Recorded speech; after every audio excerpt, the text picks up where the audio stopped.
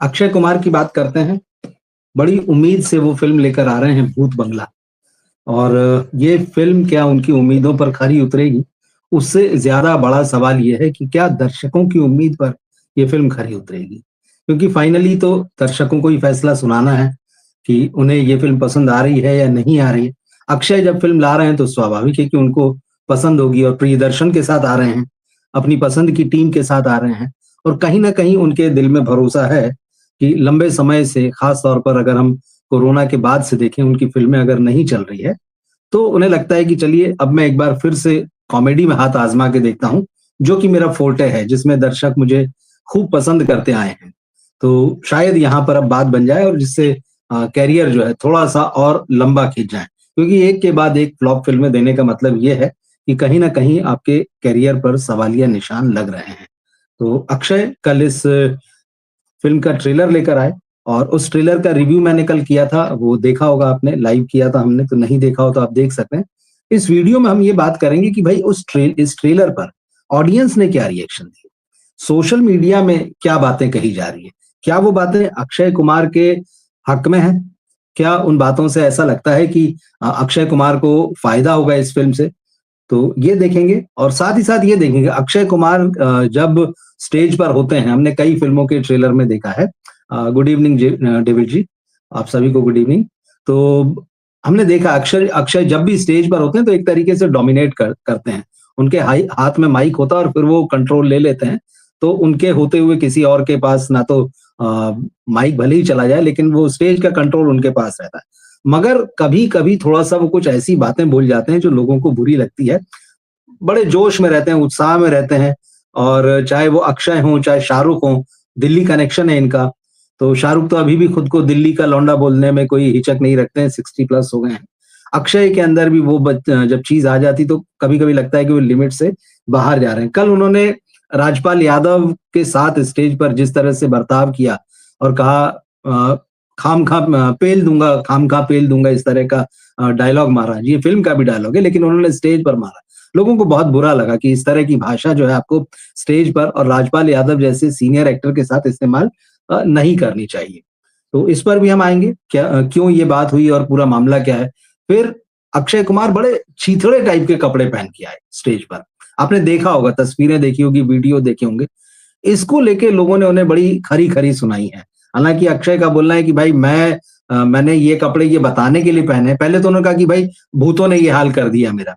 और फिर उन्होंने कहा कि भाई मैं ये बताना चाहता हूँ आपको कि जब कोई आम आदमी प्रोड्यूसर बनता है, तो उसका यही हाल होता है। अब अक्षय बताना चाहते हैं लेकिन अक्षय आम आदमी तो है नहीं, ये हम सब जानते हैं, तो वो क्या मैसेज देना चाह रहे थे और इस मैसेज को किस तरह से लोगों ने लिया।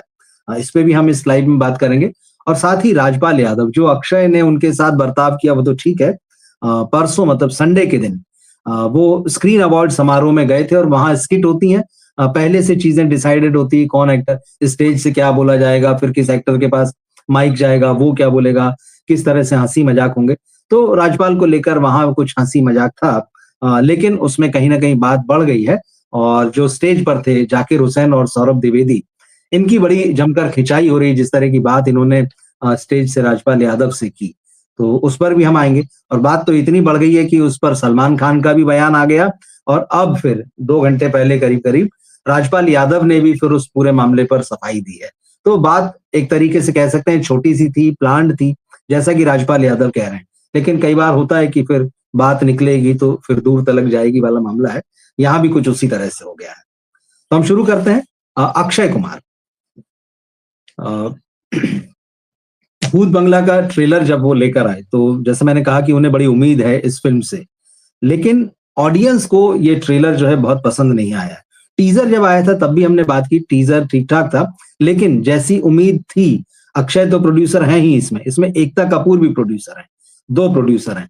तो उस वक़्त फिर खबरें आई थी कि भाई जिस तरह से उस टीज़र को रिस्पॉन्स नहीं मिला, उसको लेकर एकता कपूर बड़ी नाराज़ हुई थी और उन्होंने अपने एक फ़ेवरेट डायरेक्टर को बुलवाकर फ़िल्म की एडिटिंग की कमान एक तरीके से सौंपी थी, यही खबरें थी। और उसके बाद उन्होंने फ़िल्म की मार्केटिंग कैसे होगी, फ़िल्म का ट्रेलर कैसा काटा जाएगा, एडिटिंग में भी थोड़ा बहुत जो है उन्होंने काम करा है और इस बात को लेके अक्षय कुमार और एकता कपूर के बीच में फ़ोन पर कुछ हॉट टॉक्स हुई थी, इस तरह की खबरें आई। तो ख़ैर कल ट्रेलर आया। अब ट्रेलर कई लोगों को अच्छा लगा, ठीक लगा, मैंने भी अपना रिव्यू किया था तो उसमें मैंने यही कहा था कि भाई एक उसमें नॉस्टैल्जिक वैल्यू है, मगर नॉस्टैल्जिक वैल्यू से थोड़ा डिफरेंट ये है कि नॉस्टैल्जिक वैल्यू चीज़ों से आपको कनेक्ट करती है। लेकिन ये फ़िल्म का ट्रेलर जो है वो कहीं न कहीं आपको भूल-भुलैया की बड़ी ज़बरदस्त ढंग से याद दिला रहा था और कई चीज़ें ऐसी थी, डायलॉग्स इस तरह के हैं, मेकिंग इस तरह की उसमें नज़र आ रही है कि आपको लग रहा है कि आप भूत बंगला नहीं, भूल-भुलैया ही देख रहे हैं। और सबसे बड़ी बात तो ये है कि भूल-भुलैया जिस लोकेशन पर शूट हुई थी, वो जो महलनुमा जिसको बंगला कहा गया वो महल है, तो वहीं पर ये शूट हुई है, तो आपको बहुत चीज़ें रिमाइंड कराती हैं वो। तो अलग नहीं लग रही, ये बात मैंने कही थी। और यही बात जो है बहुत सारे सोशल मीडिया में जो लोग लिखते हैं, उन्होंने लिखी और क्रिटिसाइज़ किया है। तो ऑनलाइन इस ट्रेलर को जो है वो क्रिटिसाइज़ किया है। अब अक्षय कुमार ने जब ऑनलाइन इसको एक्स पर अपना जो लिखा था ट्रेलर को डाला, तो उन्होंने लिखा था कि भाई वेलकम टू भूत बंगला, यहाँ ना तो लोग नॉर्मल हैं और ऊपर से बंगला भी पैरानॉर्मल है। Entry at your own risk. अभी जो entry at your own risk है ना, ये बात थोड़ी-सी मुझे लगता है कहीं न कहीं भारी पड़ती नज़र आ रही है। दर्शक जो हैं वो पूरी तरह से ट्रेलर को लेकर जो रिएक्शन है उसको देखकर बिल्कुल नहीं लगता है कि उन्होंने बड़े खुले दिल से इस ट्रेलर का स्वागत किया है। तो एक्स पर बहुत तरह के रिएक्शन आए, जैसे अब मैं आपको पढ़कर बताता हूँ क्या-क्या चीज़ें हैं। जैसे एक यूज़र ने लिखा कि भाई कुछ तो ओरिजिनल बनाओ। ये देखिए आजकल बॉलीवुड में सबसे बड़ी चीज़ के रूप में हम लंबे समय से देख रहे हैं कि भाई ओरिजिनल बनाओ। आप जो है या तो रीमेक बनाते हैं, आप या तो सीक्वल बनाते हैं। अब ये 2 चीज़ें जो है बड़ी आसान हो गई है। तो या तो रीमेक कर दो, सीक्वल कर दो या फ्रेंचाइज़ी बना दो उसी कड़ी में। तो अब ये जो भूत बंगला है, वो टाइटल भले ही भूत बंगला लगे कि हाँ, ये तो नया टाइटल है, लेकिन वो ओरिजिनैलिटी नहीं दिख रही है। वो जो बात जो है भूल-भुलैया वाली वो नज़र आ रही है। और एक टाइम ये भी था कि जब इस फ़िल्म की शुरुआत हुई थी तो इस तरह की खबरें आई थी कि ये फ़िल्म जो है भूत बंगला जो है भूल-भुलैया के लिए जो स्क्रिप्ट लिखी गई थी, उसी में चेंजेज़ करके इस फ़िल्म को बनाया गया। हालाँकि प्रियदर्शन ने जो पिछले दिनों इंटरव्यू दिए उसमें इस बात का खंडन किया, मगर यूज़र जो है, ऑडियंस है, बहुत समझदार होता है, वो पकड़ लेता है चीज़ें। तो वो ये लिख रहा है कि कुछ तो ओरिजिनल बनाओ, वही सेम भूल-भुलैया की स्क्रिप्ट, सेम डायलॉग्स पहले की मूवी के पहले की मूवी वाली, जैसे बहन डर गई, इसमें भी क्लाइमैक्स में वही जो ट्रेलर का क्लाइमैक्स उसमें अक्षय कुमार वही उछल रहे हैं, बहन डर गई। राजपाल यादव का डायलॉग है कि हम कोई मंदिर का घंटा है, जो कोई भी बजा के चला जाता है। अब ये इनकी एक बड़ी ये बहुत फेमस हो चुके हैं। अब आप सोचिए शोले फ़िल्म के डायलॉग किसी फ़िल्म में एज़ इट इज़ रख दिए जाएँ, नहीं मज़ा आएगा, वो उस फ़िल्म में फिट थे या किसी भी फ़िल्म के। अब और आज का ये सोशल मीडिया का ज़माना है, ये डायलॉग्स मीम में बदल चुके हैं। अब आप सोचिए इनकी पॉपुलैरिटी कितनी ज़बरदस्त है और आप उन्हीं डायलॉग्स को फिर से जो है बहन डर गई, हम कोई मंदिर का घंटा है जो हर कोई आके बजा के चला जाता है, तो मज़ा नहीं आया लोगों को। फिर एक और व्यक्ति जो उसने कमेंट लिखा कि ये मूवी है कि मीम टेम्पलेट? वही बात आ गई। भाई मीम दिख रहे हैं, ऐसा लग रहा है कि भाई आप इतने इनसिक्योर हैं, आपके पास राइटर नहीं है कि क्या करें, फ़िल्म किसी भी तरह से चलानी है, तो नॉस्टैल्जिया के नाम पे वही पुराने डायलॉग उठा लो। अब यहाँ तो डायलॉग दिख रहे हैं। क्या पुराने फ़िल्म के पिछली फ़िल्म के हिट सीन भी आपने रिक्रिएट कर दिए हैं? क्या ऐसा हो सकता है? फ़िल्म में देखने मिलेगा। हो सकता है ऐसा भी किया हो। तो भाई गानों का रीमेक्स आप कर ही रहे हैं, पुरानी फ़िल्मों का रीमेक आप बना ही रहे हैं। अब डायलॉग पे आ गए। मतलब इतनी कंगाली आ चुकी है दिमाग के लेवल पे कि आप डायलॉग भी नए नहीं लिख सकते हैं।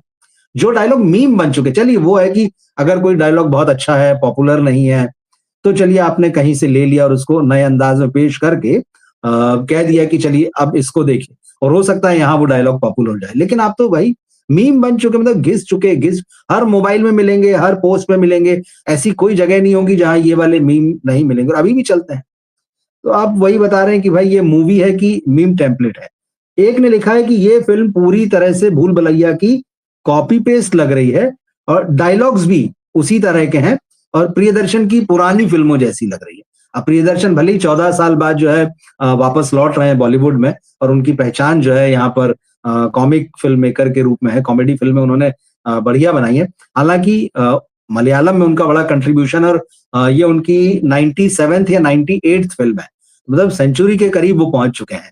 तो उन पर तो सवाल नहीं उठ सकते, लेकिन बात वही है कि आप नया क्या ला रहे हैं? अगर आप 14 साल बाद भी वापस आ रहे हैं, तो आप नया क्या ला रहे हैं? लोग सवाल कर रहे हैं और जब आप एक कॉमेडी बनाने की कोशिश कर रहे हैं यहाँ पे, ऑडियंस को यही महसूस हो रहा है कि भाई आप एक नॉस्टैल्जिया के साथ एक कॉमेडी को क्रिएट करने की कोशिश कर रहे हैं, लेकिन एकदम ऐसा लग रहा है कि औंधे मुँह गिर रहे हैं। अब अगर मुझे ये लगता है कि इस फ़िल्म को लेकर, प्रियदर्शन को लेकर, इस फ़िल्म का जो ट्रेलर है उसको लेकर अगर दर्शकों की ये राय बन रही है, तो मुझे लगता है अक्षय कुमार को डरना चाहिए।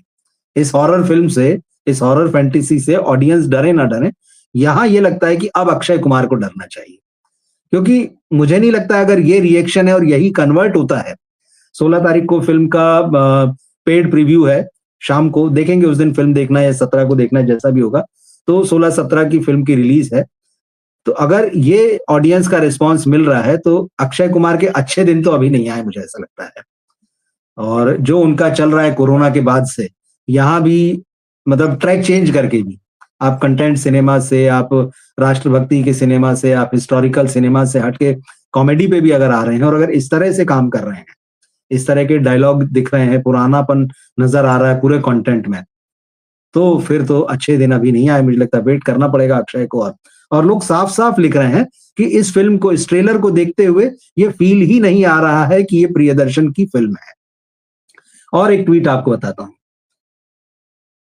इसमें लिख रहा है कि अक्की और प्रियन, मतलब अक्षय कुमार और प्रियदर्शन की का जो कॉम्बो है, उनके पुराने एफर्ट्स, जो उनकी पुरानी फ़िल्में देखिए तो ऐसा लगता है कि वो जेन्युइन एफर्ट्स हैं। वहाँ पे सिचुएशनल कॉमेडी भी है, वहाँ पे स्पॉन्टेनियस कॉमेडी भी है। लेकिन जब आप भूत बंगला को देखते हैं, तो आपको ऐसा लगता है कि आप कोई चीप कॉपी देख रहे हैं। आपने वहाँ से उठा लिया कुछ, चीप कॉपी देख रहे हैं। ये बिल्कुल, और सेम डायलॉग, कोई फनी पंच लाइन नहीं। और उसके बाद में वो जो मैंने आपको शुरू में वो जो अक्षय ने स्टेज पर कल बोल दिया है, पेल दूँगा वाला, लोग नोट करते हैं। मतलब ऐसा नहीं कि आप कॉमेडी के नाम पे कुछ भी कर जाएँगे, स्टेज पर कर जाएँगे, फ़िल्म में कर जाएँगे। जब आप इतनी साफ-सुथरी और ऑडियंस के लिए बात कर रहे हैं कि हम एक अच्छी फ़िल्म ला रहे हैं, तो ट्रेलर में लेकिन दिख रहा है और लोग उस पे आपत्ति उठा रहे हैं कि वही डायलॉग है, वैसी पंच लाइन है पुरानी और फिर ऐसे वल्गर जोक भी है, पेल दूँगा।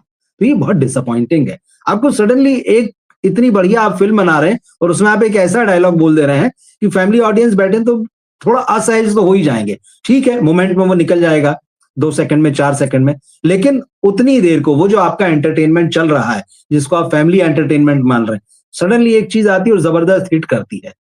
आप कहते हैं पेल दूँगा, ये क्या होता है? ये कौन-सी लैंग्वेज है? ये सड़क छाप लैंग्वेज है। या ठीक है, यार दोस्तों में बैठे हैं, हँसी-मज़ाक चल रहा है, वो एक अलग बात है।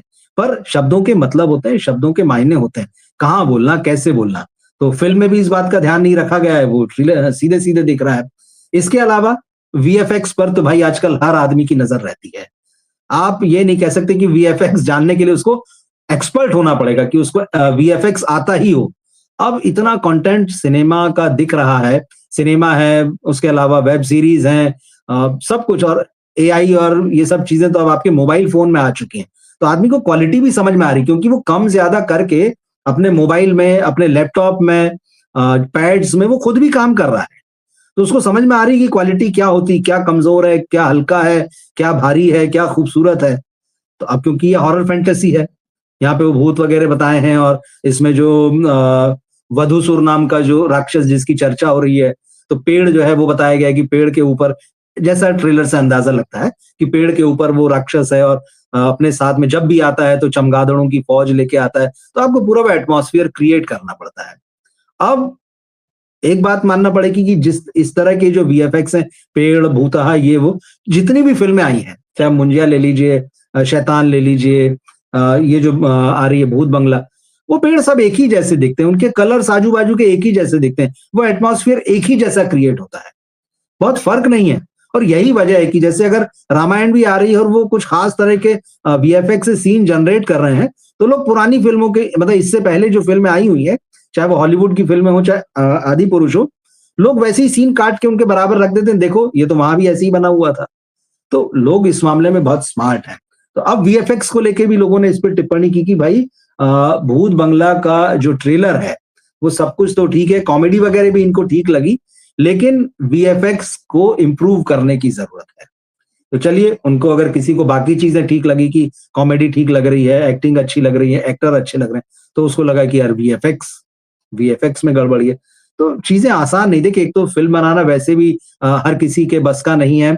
बच्चों का खेल नहीं है कि मतलब एक आदमी का काम नहीं है, आपको पूरा टीम वर्क चाहिए। तो आप देखिए कितने सारे डिपार्टमेंट पहले ही से थे, अब उसमें एक नया जुड़ गया है, सीजीआई, वीएफएक्स, एआई, तो एक नया डिपार्टमेंट।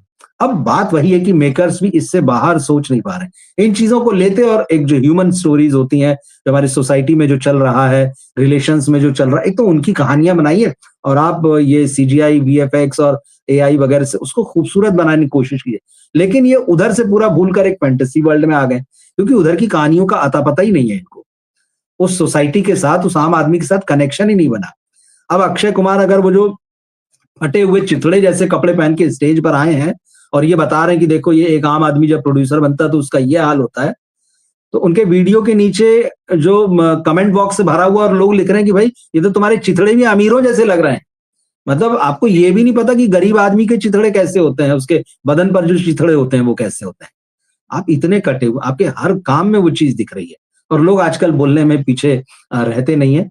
सोशल मीडिया का ज़माना है, सोशल मीडिया में सबके हाथ में मोबाइल नहीं बल्कि अपनी बात कहने का जो उसको एक ज़रिया मिला हुआ आप कह सकते हैं। तो कुल मिला के मैक्सिमम लोगों का ये कहना है कि भाई ये ट्रेलर जो है बड़ा डिसअपॉइंट करता है।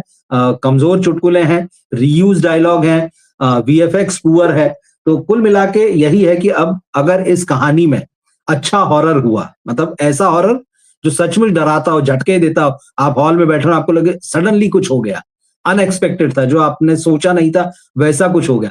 अगर इस तरह से हॉरर होता है और साथ अच्छी कहानी जिसमें प्रॉपर ट्विस्ट एंड टर्न हो और लॉजिकल भी हो थोड़ा बहुत, मतलब अगर पूरा नहीं, कॉमेडी में सब कुछ लॉजिकल नहीं हो सकता, तो थोड़ा बहुत तो ये रहे कि आप कहीं ना कहीं डॉट्स को कनेक्ट कर रहे हैं। तो ये चीजें जो जरूरी है। और इस ट्रेलर में जब मैंने कल रिव्यू किया था तो उसमें कहा था कि भाई तब्बू मुझे लग रहा है कि कुछ अंडरडॉग जैसा मामला हो सकता है। कुछ उनके पास ऐसी चीज हो सकती है जिसको एक्स फैक्टर हम बोलते हैं, उस कहानी में वो अलग से निकल के आ सकती हैं। तो तमाम एक्टर जो हमारे सोशल मीडिया में जो लोग हैं वो लिख रहे हैं कि भाई तब्बू वाला एंगल जो है वो कहीं कुछ जो है वर्क कर सकता है। और उसके अलावा सबसे बड़ी बात जो सबसे बड़ा भरोसा इस ट्रेलर की में पैदा होता है वो यही है कि भाई अक्षय कुमार और प्रियदर्शन की जोड़ी है। तो देखेंगे, तो देखना होगा कि ये किस तरह से फिल्म जब आएगी तो क्या करेगी क्या नहीं करेगी। मगर शुरुआती जो आप जिसको कहते हैं पब्लिक का रिस्पॉन्स क्या है वो बहुत पॉजिटिव आप नहीं कह सकते हैं। अब जिस तरह से इसका ट्रेलर लॉन्च किया गया है तो फिल्म 10 को आनी थी, फिर 17 को कर दी गई वो सब। तो अक्षय कुमार पूरा उन्होंने जिस तरह से ड्रामा किया कि वो चिथड़ों में मतलब फटा हुआ चिथड़े चिथड़े शर्ट, उसके ऊपर चिथड़े चिथड़े कोट, दो दो टाई लगाए हुए, और उनका अपना जो मैंने कहा कि भाई पहले तो बोले कि भाई भूतों ने मेरा ये हाल कर दिया है, फिर बोले कि एक आम आदमी जब जो है प्रोड्यूसर बन जाता है तो उसका यही हाल होता है। लेकिन लोगों को बात जमी नहीं है इसमें। लोगों ने इस पे भी तरह-तरह के कमेंट किए हैं, मतलब कि लोग पूछ रहे हैं भाई क्या मजबूरी रही होगी? मतलब अक्षय कुमार की क्या मजबूरी रही होगी इस तरह के कपड़े पहन के आ गए हैं? और ये क्या फैशन है, मतलब या आप गरीबी के नाम पर लोगों का मजाक उड़ा रही हैं, किस तरह का फैशन है? भाई जिसको कपड़े नहीं मिल रहे हैं या जो चिथड़े पहनना जिसकी मजबूरी है, आप उसे समझ ही नहीं सकते हैं। तो क्या आप मतलब ऐसा करके फैशन के नाम पर क्या आप गरीबों का मजाक उड़ा रहे हैं? हालाँकि फ़िल्म इंडस्ट्री के लोगों का फ़ैशन हमें पता है कैसा होता है। कपड़े कहीं जाते हैं, बदन कहीं जाता है और वो पूरा जोकर और तमाशा ही लगता है पूरा-पूरा। चाहे इनके फ़ैशन शोज़ देख लीजिए या जो इनकी पार्टी से जो आने वाली तस्वीरें हैं। तो बहुत सारे लोग हैं जो अक्षय कुमार को ये कह रहे हैं कि भाई गरीब जोकर लग रहा है ये आदमी। मतलब अब इस तरह से लोग लिख रहे हैं कि आप गरीब जोकर लग रहे हैं। और भी तरह-तरह के कमेंट्स हैं। जैसे किसी ने लिखा है कि ज़्यादा दौलत इंसान को पागल कर देती है। आप सोचिए। मतलब ये करारा तमाचा है, ये बड़ा व्यंग भी है तीखा, सच बात है कि भाई अगर ज़्यादा दौलत आ जाए, जब भगवान ने आपको सब कुछ दिया है, तो फिर आपका दिमाग खराब हो गया, फिर आपको चिथड़े पहनने की सूझ रही है। तो ऑडियंस जो है वो छोड़ती नहीं है, बिल्कुल सही बात है, ज़्यादा दौलत इंसान का दिमाग खराब कर देती है, वो दिख रहा है। और किसी ने लिखा कि भाई अ, इस तरह के कपड़े हम पहन लें तो मतलब हमारा तो मज़ाक उड़ाया जाए, लेकिन वो अक्षय कुमार हैं। तो तालियाँ बज रही है, लोगों को अच्छा लग रहा है, उस पर लोग कह रहे हैं वाह! क्या कमाल है, ऐसा भी फैशन हो सकता है। और वहाँ पे फिर आप अपनी मजबूरी भी बता रहे हैं, एक मज़ाक भी कर रहे हैं। तो कुल मिला के लोग ये कह रहे हैं कि भाई ये जो है जोकर लग रहे हैं और यही बात है, वही बात जो मैंने कही, गरीबी। तो कोई लिख रहा है कि भाई गरीब करे तो छपरी। मतलब अगर इस तरह का फैशन जो है, जिसके पास पैसा ना हो, अगर फैशन के नाम पे इस तरह के कपड़े पहन ले, थोड़ा लूज कपड़े भी पहन ले, थोड़ा कलरफुल भी पहन ले, तो उसको छपरी कह दिया जाता है। और अमीर करे तो फैशन है। तो ये है। और कई लोग तो साफ-साफ लिख रहे हैं कि भाई ये भिखारी वाले कपड़े पहनकर आ गए। तो सोचना चाहिए, मुझे नहीं पता, मतलब ये बड़ा शॉकिंग, मतलब पिछले कई बरसों में मुझे नहीं याद कि किसी एक्टर ने स्टेज पर इस तरह के कपड़े पहने होंगे और इस तरह से बताया होगा कि भाई देखो ये चिथड़े हैं और मैं इतना गरीब हो गया हूँ, उतना गरीब हो गया हूँ। तो इनडायरेक्टली शायद हो सकता है कि वो अपनी स्थिति बताने की कोशिश कर रहे हैं कि मेरा ये हाल हो चुका है।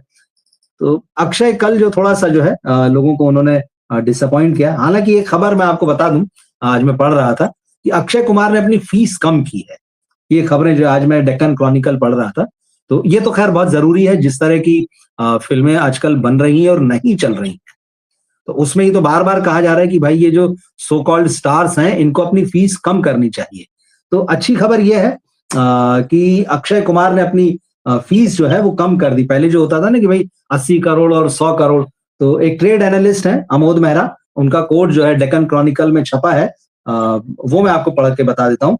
इन Bollywood nobody pays today's stars such ridiculous amounts. मतलब ये साउथ के और बॉलीवुड के स्टार्स की फीस पर एक आर्टिकल है कि कैसे साउथ वाले बहुत हैवी फीस आज भी दे रहे हैं, 100 करोड़, 150 करोड़। सलमान खान ने भी साउथ की फिल्म दिल राजू, जो प्रोड्यूसर है, उनकी साइन की है और खबर है कि भाई उनको 150 करोड़ रुपए की फीस मिल रही है और साथ में प्रॉफिट में शेयर भी। तो फिर से भाई सलमान खान भी कब से फ्लॉप चल रहे हैं, फिर भी 150 करोड़ रुपए उनको मिल रहा है। तो उसी पर यह आर्टिकल है। तो उसमें जो है अमोद मेहरा जो है उन्होंने ये कहा है कि भाई साउथ वाले कैसे ये पैसा मैनेज करते हैं मुझे नहीं पता, लेकिन आज की तारीख में बॉलीवुड में कोई स्टार्स को इस तरह का रिडिकुलस अमाउंट नहीं दे रहा है। छप्पर फाड़ आसमान फाड़ टाइप का कोई पैसा नहीं दे रहा है। और उसमें उन्होंने कहा है कि in fact Akshay has reduced his price drastically, मतलब बहुत नीचे ले आए। जिसमें कहा ना कि 80 करोड़ और 100 करोड़ हम सुना करते थे कि वो, लेकिन ट्रेड एक्सपर्ट जो उनका कहना है कि भाई बहुत नीचे ले आए fees. He now charges 70 crore, he now charges 27 crore plus share in profits if the film works. ये बड़ी बात है। मतलब अगर जब 80 करोड़ फीस की बात चल रही है उनकी मार्केट में, तो वो लेके आ गए हैं अमोद मेहरा के हिसाब से 27 करोड़ रुपए फीस, प्लस अगर फिल्म चलती है तो फिर जो है प्रॉफिट में शेयर लेंगे। एकता कपूर का भी आज मैं एक स्टेटमेंट पढ़ रहा था, वो खबर मैं पूरी पढ़ नहीं पाया। उसमें एकता कपूर ने भी यही बात कही है कि कोई फिल्म जो अक्षय कुमार ने उनके साथ की थी वो फिल्म फ्लॉप हो गई, तो अक्षय ने अपनी फीस लौटा दी। बॉलीवुड से ऐसी खबरें बड़ी कम आती है, तो मैं देखूंगा, उसके भी डिटेल मिलेंगे। तो अक्षय ने अगर ये किया है तो ये बहुत अच्छी बात है और ये बॉलीवुड में सब लोगों को उनसे सीखना चाहिए। और जब तक आप फिल्म की कॉस्ट नीचे नहीं लाएंगे, और कॉस्ट में आप समझ लीजिए कि एक तिहाई बल्कि आधा पैसा या कई बार उससे ज्यादा हीरो की फीस होती है, हीरो की फीस के साथ जो खर्च होता है उस पर वो सारा कुछ होता है।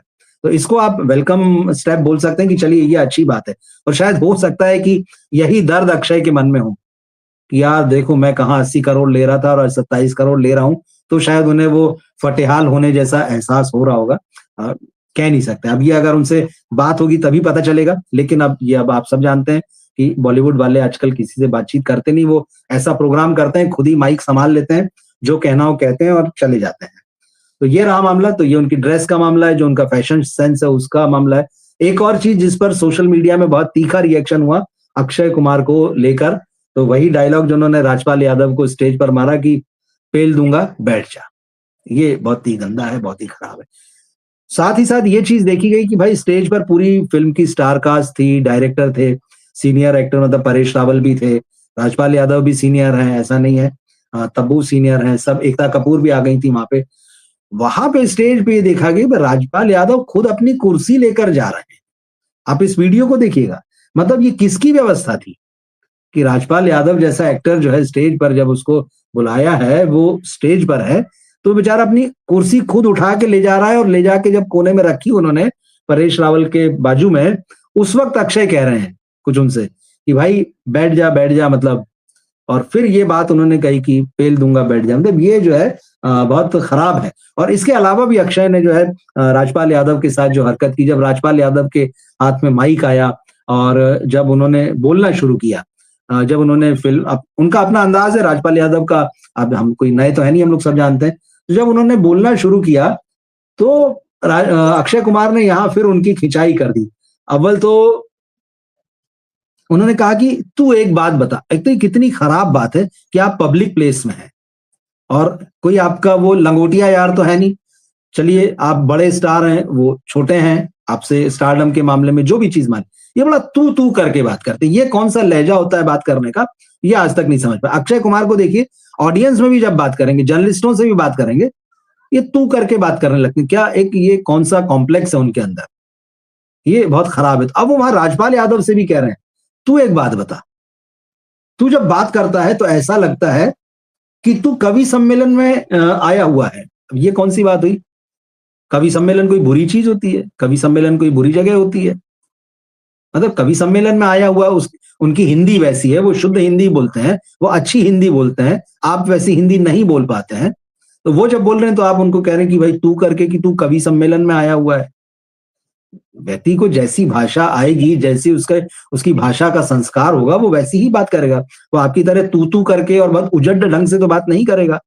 अक्षय कुमार यहाँ उनका मजाक उड़ा रहे हैं कि तू ऐसी बात करता है, ये बहुत गलत है। तो लोगों को इस बात का जो है बहुत बुरा लगा। और जैसे एक एक्स पर किसी का कमेंट है ये कि बहुत नीचे गिर गए Akshay Kumar, very low of Akshay, बहुत नीचे गिर गए यहाँ पर।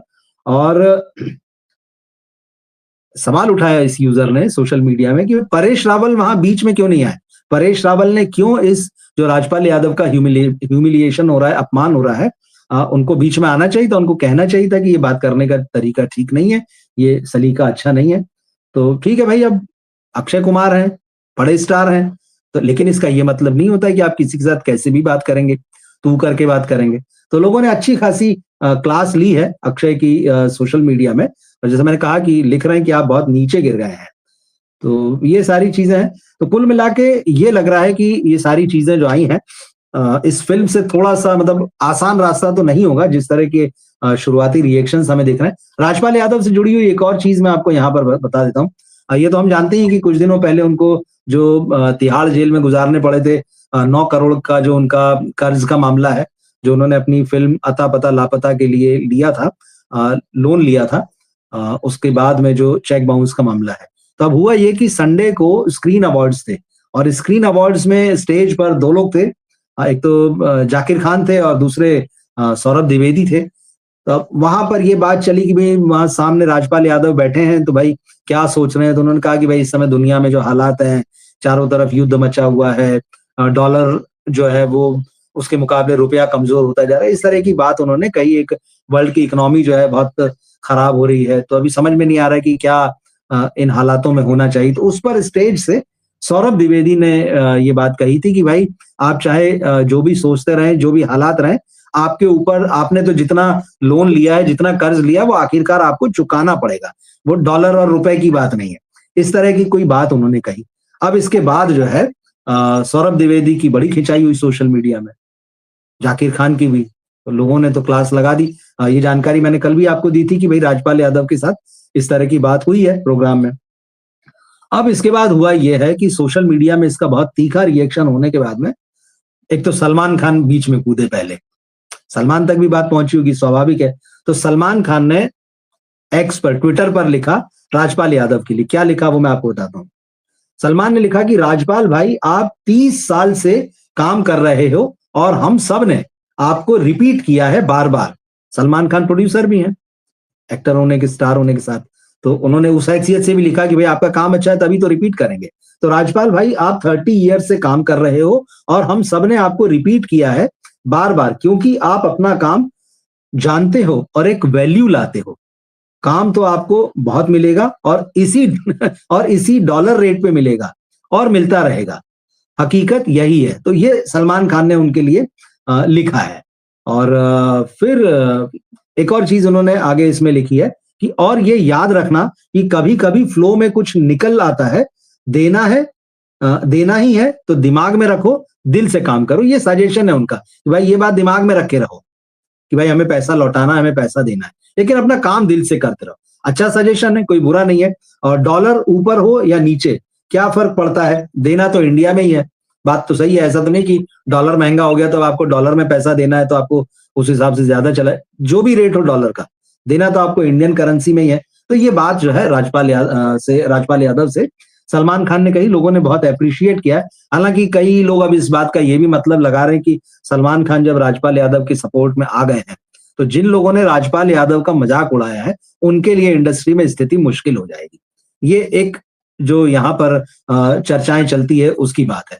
तो ये भी अनुमान लग रहे हैं कि भाई अब मज़ाक उड़ाने वालों की खैर नहीं, क्योंकि भाईजान जो है वो अ, राजपाल यादव के साथ खड़े हुए हैं। तो कुल मिला के ये मामला बढ़ रहा था। अब जब ये मामला बढ़ता दिखा है, तो राजपाल यादव खुद सामने आए। अब ये एक अच्छी बात है। तो उन्होंने सामने आकर बाकायदा एक वीडियो जारी किया है। उस वीडियो को भी आप सोशल मीडिया में देख सकते हैं। और उस वीडियो में सामने आकर राजपाल यादव ने कहा है कि सौरभ द्विवेदी और जाकिर खान दोनों मेरे भाई के समान हैं। ये बात उन्होंने कही। और क्या कहा उन्होंने? उन्होंने कहा कि भाई जब स्क्रीन अवार्ड्स में मैं गया, तो इंडस्ट्री के तमाम लोगों से मेरा मिलना-जुलना हुआ वहाँ पे और बहुत समय बाद वो इस तरह से गए होंगे वहाँ पर। और तो उन्होंने कहा कि भाई बहुत सारे परफॉर्मेंसेज़ वहाँ हुए, स्किट्स हुई। स्किट ये होता है मतलब कि भाई पहले से सीन डिसाइड हो जाते हैं कि भाई हम लोग ये कॉमेडी परफॉर्म करेंगे। स्टेज से करेंगे तो आप देखते होंगे कि जो लोग नीचे सामने चेयर्स पर बैठे हैं ऑडियंस में, जो कलाकार हैं, जो निर्देशक हैं, जो निर्माता हैं और भी तमाम लोग, तो उनसे भी इंटरेक्शन होता है, बड़ा हँसी-मज़ाक भी होता है उसमें। तो कई बार ये पहले से तय रहता है कि वो इसका हिस्सा बनेंगे इस परफॉर्मेंस का, तो वो सवाल-जवाब रहते हैं। तो यही बात जो है राजपाल यादव कह रहे हैं कि स्किट्स जो थी वहाँ परफॉर्म हो रही थी, उन्हीं में से एक में जो सौरभ द्विवेदी और जाकिर खान के साथ में वर्ल्ड इकोनॉमी को लेके, वार को लेके और आम आदमी इस चीज़ से कैसे जूझ रहा है, कैसे देख रहा है, इस चीज़ पर मेरा डिस्कशन होना था और ये बात पहले से तय थी। तो उनका कि ऐसा नहीं कि अचानक मुझ पर सौरभ द्विवेदी या जाकिर खान ने अटैक किया ये बात कह के। उन्होंने कहा ये चीज़ उस प्रोग्राम का हिस्सा थी। अब फिर उन्होंने कहा कि भई कई बार ऐसा होता है कि हम चीज़ों को प्लान कर लेते हैं, फ़िल्मों में भी होता है कि हमने एक कहानी लिखी, हमने एक सीन लिखा, उसको परफ़ॉर्म किया, पर्दे पर आया। लेकिन कई बार वो सीन जो होता है, दर्शक पर वैसा असर नहीं छोड़ता है, जैसा हमने अपने दिमाग में सोच रखा है या जैसा हमें लगा था हम ये बात कहेंगे तो दर्शक समझ जाएगा। कई बार वो नहीं समझ पाता है, कई बार वो उसको उल्टा भी ले लेता है। तो राजपाल यादव का यही कहना है कि ये जो बात हुई है जिसको लेकर सौरभ को और जाकिर को ट्रोल किया जा रहा है, तो उनका कहना है ये स्किट थी, ये प्लान था, ये बातचीत जो हुई है, इसमें ऐसा नहीं कि मेरे ऊपर उन्होंने हमला किया है, कोई नेगेटिव बात की। और उन्होंने कहा कि भाई मैं और हम एक-दूसरे की हमेशा रिस्पेक्ट करते हैं। हम लोग बहुत करीब हैं। उन्होंने कहा चाहे आर्टिस्ट हों, चाहे स्टोरी राइटर हों या जो लोग भी हों, हम सब एक-दूसरे का पूरा सम्मान करते हैं। तो उन्होंने कहा कि मैं सौरभ द्विवेदी को, जाकिर को बहुत प्यार करता हूँ, वो लोग भी मुझे प्यार करते हैं और उनका कि आप लोग भी मुझे प्यार करते हैं और आप लोगों की वजह से ही मैं यहाँ पर हूँ। तो कुल मिला के उन्होंने कहा कि भाई इन सारी चीज़ों को तूल ना दें, ये एक ड्रामा या स्किट जो था पूर्व निर्धारित था। तो इसमें ऐसा नहीं है कि जिस तरह से उन लोगों को ट्रोल किया जा रहा है और कहा जा रहा है कि उन्होंने राजपाल यादव का अपमान किया है। तो ये चीज़ें तो मतलब कई बार होता है ना कि भाई चीज़ जैसी चली वैसी पहुँची नहीं, मैसेज जो था वैसा पहुँचा नहीं जिस तरह से उसे पहुँचना चाहिए था, कहीं बीच में गड़बड़ हो गई। अब इसमें सही क्या है, गलत क्या है, झूठ कितना है, सच कितना है, वो वही जाने। लेकिन एक चीज़ क्लियर है कि राजपाल यादव ने अपनी तरफ से मामले को क्लियर कर दिया है कि भाई इसे तूल नहीं दिया जाना चाहिए था। अब सलमान खान वाला एपिसोड जो है उनके बताने से पहले ही आ चुका है, तो इस पर भी बहुत सारी चर्चाएँ चल रही जो मैंने बताया। तो कुल मिला के आज जो है ये 2 चीज़ें बड़ी चर्चा में हैं जो सोशल मीडिया में जिन पर बात हो रही है। एक तो अक्षय कुमार की फ़िल्म भूत बंगला का ट्रेलर जो है उसको ऑडियंस ने कैसे लिया और साथ ही साथ उनके वो कपड़े पहनने के अंदाज़ पर और राजपाल यादव के साथ जिस तरह से उन्होंने डायलॉग किया। अब हो सकता है कि भाई ये वहाँ भी तैयारी हो कि हम लोग इस तरह से बात करेंगे जिससे मज़ा आए लोगों को, कुछ नहीं कह सकते। या फिर ये है कि ठीक है आपस में रिश्ते क्योंकि 3 दशक, 4 दशक हो रहे हैं इन लोगों को साथ में काम करते हुए। तो वो हो सकता है उस तरह की बात का राजपाल यादव बुरा ना माने। लेकिन जब आम आदमी देखता है, आपको आप भले ही स्टार हों, लेकिन राजपाल यादव की भी एक जगह है और सबने उनको बहुत प्यार दिया, उनके काम का बड़ा सम्मान है। जब उनके सामने आप इस तरह से बात करते हैं, तो लोगों को बुरा लगता है। ये सारी चीज़ें हैं। मैं सोचा इनको आपके साथ शेयर करना चाहिए दोनों चीज़ों को। भूल-भुलैया का ट्रेलर आपको कैसा लगा है? आप मुझे ज़रूर बताइएगा और ऑडियंस का जो रिएक्शन है, जो दर्शक सिनेमा देखने जाता है, वो क्या सोच रहा है, वो भी मैंने आपको बताया है। आप सब यहाँ तमाम जुड़े हुए हैं। नमस्कार पूनम जी।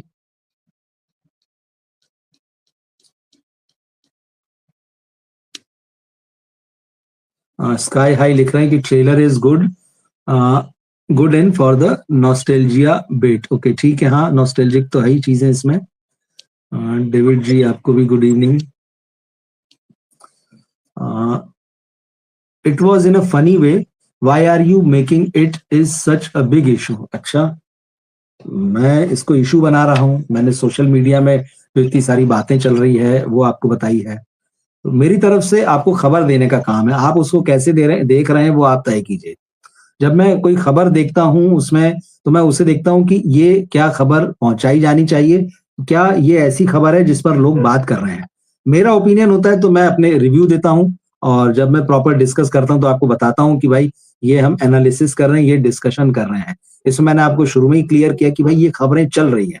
खबरें आपको नहीं देखनी, नहीं अपडेट होना है, वो आपकी इच्छा है। खबरों को आप एक एंगल से देखते हैं, खबरों को मैं मेरे एंगल से देखता हूँ। भाई मुझे नहीं अच्छा लगा कि भाई राजपाल यादव के साथ इस तरह की बात हुई है, या जिस तरह से अक्षय कुमार जो है वो चीथड़े पहन के आ गए हैं और समझा रहे हैं कि भाई गरीब आदमी का ये हाल हो जाता है। तो क्या आप डिस्करेज कर रहे हैं आम आदमी को कि भाई तू प्रोड्यूसर मत बनना, यहाँ तो सिर्फ हम ही बनेंगे और फिर हमारे बच्चे आएंगे। वो गलत है ना, जो भी है वो उनका ओपिनियन है। मुझे जो लगा मैं मेरी बात रख रहा हूँ, और मेरी बात बस नहीं रख रहा हूँ, ऑडियंस क्या सोच रही है। वो जो सोशल मीडिया में बैठे हैं वो हमारे आपके जैसे ही लोग हैं, वो कोई अलग से नहीं आए हैं। उनका भी रिएक्शन जो है वो कैसा रिएक्शन आया वो हमको देखना चाहिए। अ, हाँ बिल्कुल, आप वही कह रहे हैं। राजपाल यादव ने अगर शिकायत नहीं की तो उनका जब वीडियो आया तो वो भी मैंने आपको बता दिया कि उन्होंने ये कहा है। तो या तो खबरें ही बंद कर दी जाए, क्योंकि किसी का कोई ओपिनियन तो है ही नहीं, खबरों की जरूरत ही क्या है हमें। There is no such big problem in making a sequel or something like using their old dialogues that if they have created IP in the past. ये तो भाई ऑडियंस तय करेगी। आप फिल्म इंडस्ट्री के आदमी लग रहे हैं, और मैं जो साथी यहाँ जुड़े उनको ये भी बताऊं, अभी बहुत सारे ट्रोल निकल कर आएंगे। पिछले 2-2.5 साल में मैंने इस चीज को नोट किया, मैं आपसे भी इस चीज को शेयर करता हूँ। जब भी किसी एक्टर की फिल्म आती है, जो भी बड़ा स्टार होता है, जो ट्रोल आर्मी रख सकता है, तो ये मौसमी होते हैं। अभी जब ये फिल्म अक्षय कुमार की आएगी, ये मतलब अब जैसे आने ही वाली है, ट्रेलर आ गया, तो अब इनके बहुत सारे ट्रोल भी आ जाएंगे मैदान में, और उसके बाद वो आपकी हर खबर के ऊपर और हर रिव्यू के ऊपर, आपके हर एनालिसिस के ऊपर वो आपको नेगेटिव कमेंट करते रहेंगे। और जब अक्षय कुमार की फिल्म जब तक चर्चा में रहेगी, जब तक उसके बॉक्स ऑफिस का मामला रहेगा कि उस पर कम ज्यादा हो सकता है, तो ये आपको लगातार ट्रोल करते रहेंगे, फॉलो करते रहेंगे। फिर जब अक्षय कुमार की फिल्म उतर जाएगी 1 हफ्ते बाद, 2 हफ्ते बाद, मतलब उसका एक तरीके से फ्यूचर डिसाइड हो जाएगा, फिर ये गायब हो जाएंगे, फिर ये नहीं आएंगे। फिर ये तब आएंगे जब अगली बार अक्षय की फिल्म आएगी। तो इसी तरह से हर किसी के साथ हो, चाहे सलमान हो, ऋतिक हो, शाहरुख खान हो, अजय देवगन हो, XYZ जो भी ले लीजिए आप। तो ये एक प्रोसेस, ये एक इनका एक काम करने का पैटर्न है, इसको मैं समझ गया हूँ। तो ये चीज चलती है, पर हमें कोई फर्क नहीं पड़ता भाई, आप अपना ओपिनियन रखिए। मैं हमेशा बस ये कहता हूँ कि बदतमीजी मत कीजिए, अपनी भाषा में संयम बरतिए। और क्योंकि अगर कोई फिर भाषा फिर अगर गड़बड़ करने लगता है, गाली गलौज पे उतर आता है, तो फिलहाल तो ये कि हम गाली नहीं देते हैं, ऐसा नहीं कि दे नहीं सकते हैं, हम आपके लेवल पे नहीं उतरते, मगर मैं फिर यहाँ से उसको पूरी तरह से ब्लॉक कर देता हूँ। आपके ओपिनियंस का बहुत वेलकम है, आपका डिफरेंस ऑफ ओपिनियन भी जो है मैं उसको भी हमेशा एक्सेप्ट करता हूँ। आपने देखा होगा, मैं ऐसा नहीं होता कि अगर कोई मेरे हिसाब से नहीं सोच रहा हूँ तो मैं उसका कमेंट नहीं लेता हूँ, मैं उस पर बात नहीं करता हूँ, मैं उस पर भी बात करता हूँ।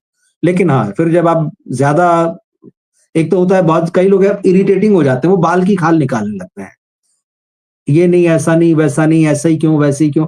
आपको 1 या 2 बार जवाब दिया जा सकता है, क्योंकि मैं सिर्फ इसी के लिए नहीं बैठा हूं कि जवाब दूं। मैं मेरा ओपिनियन रख रहा हूं, आप अपना ओपिनियन रखिए। तो बाल की खाल निकालना, इरिटेट करना या गाली गलौज करना, भद्दी बातें लिखना, तो फिर मैं कहता हूं कि भाई आप ब्लॉक होने के लिए तैयार रहिए फिर। तो डेविड जी लिख रहे हैं कि the people want to see new faces, new stories, good content. बिल्कुल ठीक बात है भाई, नए चेहरे हो, नया कंटेंट हो, सब कुछ नया हो, बिल्कुल ठीक बात है, होना चाहिए।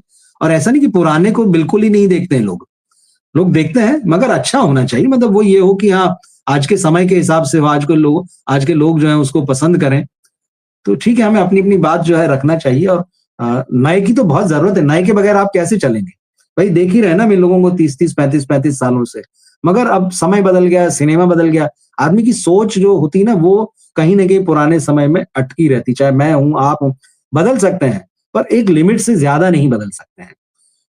मगर अच्छी बात ये होती कि भले ही आप ना बदलें, पर जो बदल रहा है, उसको एनालिसिस करना आपको आना चाहिए, उसको लेकर एक्सेप्टेंस भी होना चाहिए। तभी ज घरों में ही होता है। हमारे बच्चे होते हैं, जो नई जनरेशन जो हमारे फैमिलीज़ में आती है, उनसे हमारा ओपिनियन मेल नहीं खाता, लेकिन हम एडजस्ट करते हैं उनके साथ में, उनसे बात करते हैं, थोड़ा वो समझते हैं, हम समझाने की कोशिश करते हैं, हम भी उनकी बात समझते हैं, तभी चलती हैं चीज़ें। लेकिन यहाँ पे बहुत सारे लोग आते हैं, वो थोपने की कोशिश करते हैं, नहीं यही सही है। जी हाँ, राजन जी नमस्कार। वैसे भी जब से पता चला है अक्षय कुमार डायलॉग्स हाँ, ये बात तो सही है। ये बात क्लियर हो गया है। अभी अरे बहुत मज़ेदार आपको बताऊँ, नागिन जो टीवी पर सीरियल आता है एकता कपूर का, उसके एक एपिसोड में अक्षय आए हैं। एपिसोड मैंने नहीं देखा है, लेकिन ट्रेलर देखा है। आप उस ट्रेलर को देखिएगा, उसमें अक्षय कुमार मुश्किल से 2 डायलॉग बोल रहे हैं और जो चीज़ आपने कही है ना ये कि वो डायलॉग पढ़ के बोलते हैं, ये चीज़ अब दिमाग में एज़ एन ऑडियंस वो दर्ज हो गई है। पता नहीं क्यों जब वो बोलते हैं तो आपकी नज़र उनके चेहरे पर नहीं सीधी आँख पे जाती है। तो जब इस ट्रेलर को मैं देख रहा था नागिन वाले, तो मेरी नज़र उनकी आँख पर थी और क्लियर दिख रहा था कि वो बात नहीं कर रहे हैं, वो सामने लिखा हुआ डायलॉग पढ़ रहे हैं और उनके सामने वो टीवी वाली नागिन खड़ी हुई। मुझे हँसी आई, मुझे इसीलिए अभी भी हँसी आई। अब ये चीज़ बहुत क्लियर हो गई, अब कैसे चलेगा जब इतने अच्छे-अच्छे एक्टर आ रहे हैं नई जनरेशन में, बहुत नेचुरल होते हैं और उनको मौका मिले तो ज़रूरी है कि मतलब कि वो अक्षय कुमार से आगे नहीं बढ़ेंगे। इन्हें तो इतना वक़्त मिला है, इतने मौके मिले हैं, तो मौके से ही चलता है और टैलेंट जो होता है वो बोलता है। तो ये आपकी बात ठीक है। मेरा ऐसा नहीं कि मैं फ़िल्म नहीं देखना चाहता या नहीं देखना पसंद करूँगा, पर मैं वो बात मुझे ध्यान आ गई कि अब जब ये बात आती ना तो सीधे अक्षय की आँखों पर आपकी नज़र जाती है और वो दिखता है कि अच्छा तो पढ़ रहे हैं। ये वाक़ई बहुत इंटरेस्टिंग पॉइंट जो आपने उठाया है।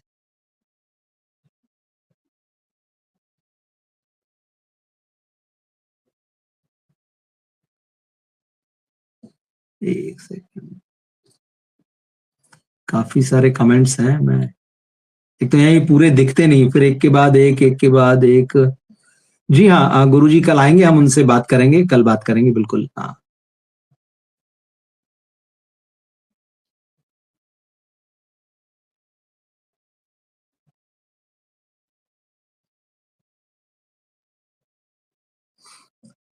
ट्रेलर जैसा भी हो, अगर मुझे लगता है कि फ़िल्म का बेसिक कॉन्सेप्ट क्या है, इस पर डिपेंड करता है कि फ़िल्म अच्छी होगी या नहीं।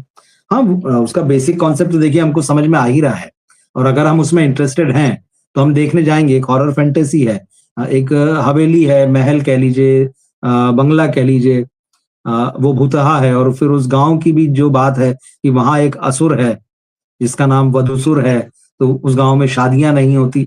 ठीक है, प्रेमाइसिस है, लेकिन कई बार होता है ना जो नॉस्टैल्जिया वाली बात है, नॉस्टैल्जिया होना एक अलग चीज़ होती है, लेकिन अब इस ट्रेलर में से डायलॉग्स आप रिपीट कर रहे हैं, तो क्या गारंटी कि सीन रिपीट नहीं किया होगा? तो ये सारी चीज़ें भाई, स्टार कास्ट तो मैक्सिमम रिपीट हो रही है। अब कितना अच्छा उसमें ट्विस्ट एंड टर्न होगा, कितनी अच्छी मेकिंग होगी, उस पर डिपेंड करेगी बहुत सारी चीज़ें। देखेंगे तो सही, ये बात तो पक्की है।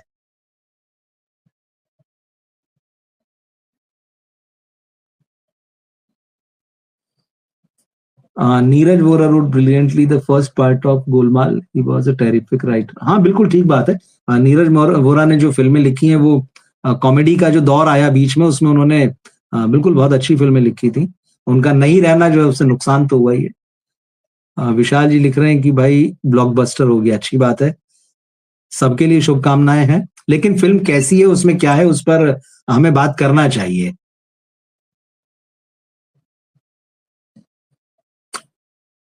चा चाँद मेरा दिल, फिर एक और सैयारा। सैयारा प्लस कबीर सिंह। उस वो जो उसमें जिस तरह का प्रेम और आजकल ये नया लव आया है दरअसल, अ, कुछ एक फ़िल्में चली हैं, तो शायद ये एक थोड़ा एंग्री टाइप का लवर जो थोड़ा ज़हरीला भी हो और उसमें हीरोइन भी उसके ज़हर को बढ़ाने सपोर्ट करती है, फिर कुछ लाइफ़ में ट्रेजेडी आ जाती है या कोई बीमार हो जाता है। देखते हैं, कोई ख़ास तो लगा नहीं लेकिन ठीक है, करेंगे, बात करेंगे इस पर हम।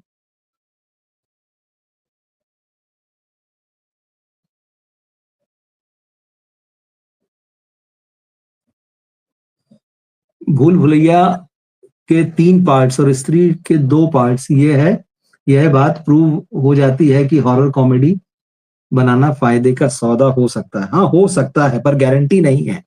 गारंटियां किसी भी चीज की नहीं है। आपने देख लिया कि स्पाई यूनिवर्स का क्या हाल हो चुका है। एक फिल्म आती है, जी हाँ, भूमिका गब्बी सुंदर लग रही हैं, बिल्कुल। कई लोग उन्हें फ्यूचर की एक अच्छी एक्ट्रेस के रूप में भी देख रहे हैं।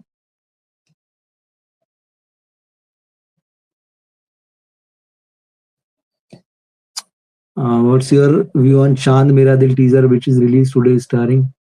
हाँ, वही मैंने कहा करेंगे, इस पे बात करेंगे, क्योंकि बहुत खास इंप्रेसिव नहीं लगा। करण जौहर की जैसी फिल्में होती हैं, और जो ये जो नया ट्रेंड आया है, जिसमें टॉक्सिसिटी है थोड़ी सी लव में, थोड़ी क्या बहुत ज्यादा, हीरो एक अलग दिमाग में गर्म है और वो लव को लेके बहुत ज्यादा ऑब्सेसिव है चीजों को लेके, प्यार को लेके, फिर उनकी जिंदगी में कुछ आता है, वो क्या देखते हैं, अभी तो कुछ आया ही नहीं, तो सिर्फ झलक दिखाई है उन्होंने बस, कि शर्टलेस है हीरो मैक्सिमम टाइम, और हीरोइन जो है वो उसके पीछे पीछे है, और मुझे लगता है कि चाहे वो कितना ही टॉक्सिक हो, वो उसके पीछे नजर आ रही है। और अजीब अजीब से सीन है, मतलब अब शर्ट नहीं पहना है, ठीक है, नया हीरो है, अभी तो देखेंगे।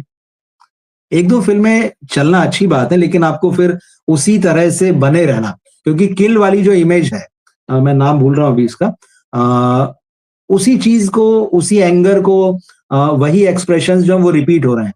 और अनन्या पांडे से देखिए मुझे कोई उम्मीद नहीं है, आपको बताऊं। आलिया भट्ट बहुत ट्रोल हो रही हैं, फर्स्ट टाइम बेचारी ने अब ये सब चीजें देखिए, आलिया भट्ट जो भी करती हैं वो ट्रोल होती हैं, अभी क्या करेंगे इसका। उनका काम भी वैसा, देखिए ट्रोल क्यों होती हैं, ऐसा नहीं है कि आलिया भट्ट से बेहतर एक्ट्रेस नहीं है, आलिया भट्ट से बेहतर जो है अवार्ड शो प्रेजेंट करने वाले नहीं है, या आलिया भट्ट को जो फायदा मिला है, अब वो पुराना पूरा किस्सा है, देखिए उस पर जाके हम बात करेंगे। तो लोगों को पता है कि डिजर्विंग लोग हैं, मगर आप इस इंडस्ट्री में, आपको फैमिली से जो आपका एक बैकअप है, या आपके सर पे किसी का हाथ है, उसकी वजह से आपको मौके मिल रहे हैं। देखिए ऐसा नहीं कि जाकिर ने बड़ा बढ़िया प्रेजेंट किया इस प्रोग्राम को, बहुत ईमानदारी से कहूं, आप देखिएगा यूट्यूब पर अवेलेबल है।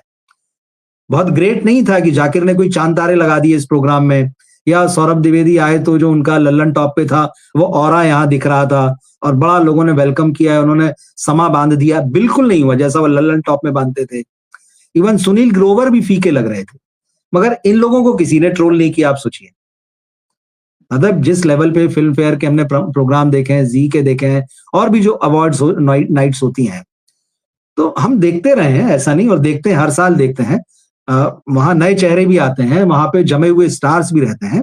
स्क्रीन ने थोड़ा सा अलग करने की कोशिश की, ये 3 लोग जिनके मैंने नाम लिया इनको लेके आया, लेकिन आलिया भट्ट को लेके आया। अब आलिया भट्ट की पोजीशन इंडस्ट्री में सबको पता है, तो जब वो कमजोर करेंगी तो फिर लोग जज तो करेंगे, और जज करेंगे तो बोलेंगे भी और ट्रोल भी करेंगे भी, क्या किया जा सकता है। और आप उसका एड भी देखिए जो स्क्रीन ने जारी किया था, 4 लोग आप बता रहे हैं कि ये प्रेजेंटर होंगे, आलिया भट्ट सबसे आगे खड़ी हैं, क्योंकि वो आलिया भट्ट है, तो लोग ट्रोल करेंगे। अब मैं इसमें क्या बोल सकता हूँ, देखिए। Though Priyadarshan's most films were remakes of south, still Vora's brilliant writing and clarity catchy dialogue took them at next.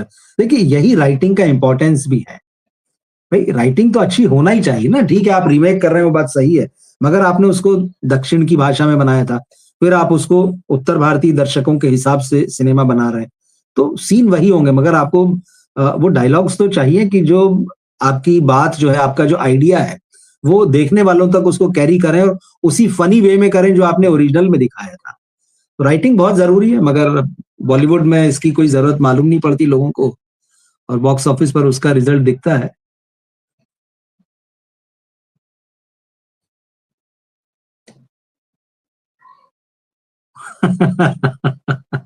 हाँ ठीक बात है। अब वो लल्लन टॉप में था तो उनका पूरा राज था, उन्होंने जमाया, लोगों को तो यही लगता था कि लल्लन टॉप उनका अपना है, लोगों को पता नहीं था लंबे समय तक, बल्कि जब वो छोड़ के गए इसको तब भी नहीं पता था कि ये इंडिया टुडे ग्रुप का है। तो ठीक है, उन्होंने एक पहचान अपनी बनाई, उस चैनल की, उस प्लेटफॉर्म की एक पहचान बनाई, और ये एक बड़ी बात होती कि आप इस तरह से काम करें कि आपसे वो प्लेटफॉर्म पहचाना जाए, या आपसे वो ब्रांड पहचाना जाने लगे, तो ये बड़ी बात है। अभी तो बन रही है, देखिए गोलमाल 5 जो सबसे पहली बनी थी ना, मुझे अभी भी लगता है वो बेस्ट थी। उसके बाद में डिग्रेड होती चली गई ये चीजें, और लंबा अरसा हो गया है, देखते हैं। अब इसमें तो अक्षय कुमार इसमें भी आ रहे हैं, तो कैसा होगा। देखिए, उम्मीद तो हर फिल्म से रहती है, ऐसा बिल्कुल नहीं है, लेकिन हाँ, फिर क्या होता है ना, अभी जैसे हम कहें कि उम्मीद है भाई इस फिल्म से, लेकिन इसका टीजर आए, इसका ट्रेलर आए, वो कमजोर हो, तो वो बोला जाएगा। उम्मीद रखने का ये मतलब नहीं है कि अगर आप गड़बड़ करेंगे तो भी हम उसको अच्छा बोलेंगे, या ट्रेलर अच्छा है, टीजर अच्छा है, फिल्म में गड़बड़। गड़बड़ से मतलब उसका एनालिसिस करेंगे ना, इसमें क्या अच्छा है, क्या बुरा है। अब बहुत सारे लोग चाहते हैं कि नहीं यार, बताया ही ना जाए। अभी आज ही मैं एक खबर पढ़ रहा था, टाइम मिला तो हम उस पर भी आगे कोई लाइव करेंगे या वीडियो बनाएंगे।